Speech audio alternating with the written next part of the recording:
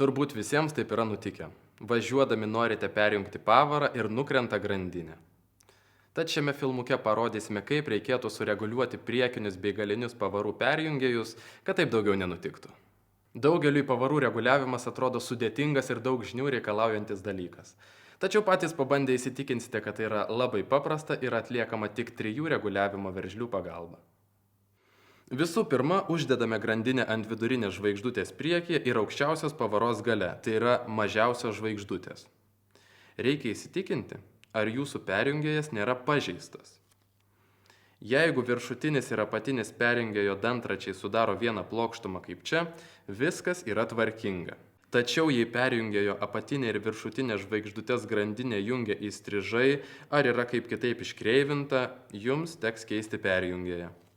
Jeigu viskas atrodo tvarkingai kaip čia, žiūrime, ar perjungėjas nėra per aukštoje padėtyje, kuomet grandinė yra stumiama link didesnės žvaigždutės, arba per žemoje padėtyje, kuomet grandinė stumiama link mažesnės žvaigždutės arba gali apskritai nukristi.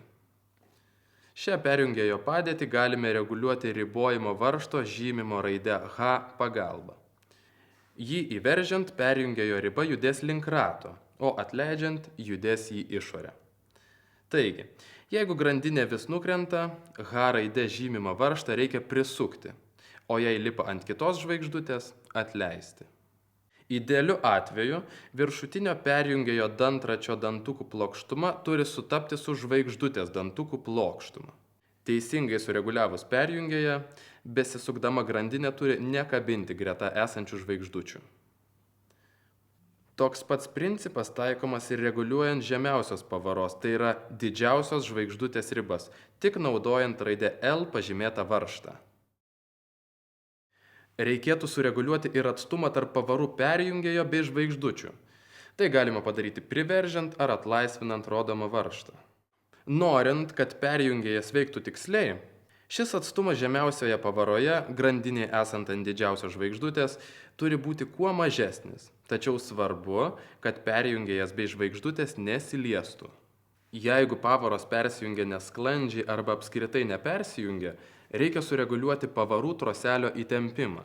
Šiame dviratyje pavarų troselis yra reguliuojamas šalia pavarų perjungimo rankenėlės. Tačiau dažnai pasitaiko, kad įtempimą reguliuojantis varžtas yra ant pačio perjungėjo. Būna, kad grandiniai esant ant mažiausios žvaigždutės, norima perjungti pavarą, girdimas triukšmas, tačiau pavara nepersijungia.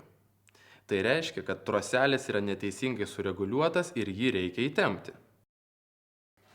Metant grandinę ant vis didesnės žvaigždutės, tikrinama, ar visos pavaros persijungia sklandžiai ir nevėluodamos. Jeigu yra vėlavimas, troselį reikėtų šiek tiek įtempti. Taip pat tikrinamas pavarų perjungimas grandiniai leidžiantis ant vis mažesnės žvaigždutės. Tik šiuo atveju, jeigu pavara vėluoja ir sunkiai persijungia, troselis turi būti po truputį atleidžiamas.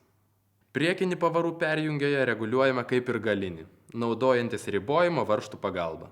Prieš pradedant reguliuoti ribas, reikia įsitikinti, kad perjungėjas yra tinkamame aukštyje ir lygiagretus žvaigždutėms. Tarpas tarp perjungėjo ir didžiausios žvaigždutės dantukų viršaus turėtų būti apie 1 mm. Parinkus teisingą aukštį, galime pradėti reguliuoti ribas.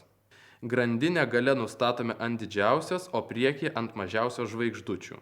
Jei grandinė liečia priekinį perjungėją, reguliuojame L raide žymimą varžtą.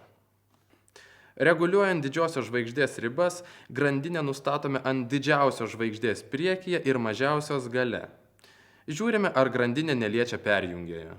Jei jį liečia, reguliuojame H raide pažymėtą varžtą. Dar kartą įsitikiname, ar visos pavaros persijungia sklandžiai. Reguliuojant pavaras, pravartu atkreipti dėmesį į grandinės ilgį. Pasirinkus aukščiausią pavarą, didžiausią žvaigždutę priekyje ir mažiausią gale, vertikalus tarpas tarp grandinės turėtų būti vienodas priekyje ir gale. Taip pat atkreipiame dėmesį, kad važiuodami pasirinkus didžiausią žvaigždutę priekyje bei didžiausią gale, arba atvirkščiai, abi mažiausias, stipriai apkraunate dviračio grandinę skersinė jėga, o tai sukelia stipriai pagreitintą grandinės dėvėjimąsi. Grandinės gaminamos perduoti jėgą išilgai, tačiau skersai jos nėra tokios stiprios. Ilgainiui visos grandinės susidėvi ir pailgėja, tad jas reikia keisti. To nepadarius, susidėvi ir žvaigždutės, tada reikia keisti ir jas, o tai tikrai nemažai kainuoja. Pasitikrinti, ar dar nelaikas keisti jūsų grandinę, galite pas dviračių meistrą. Gero kelio.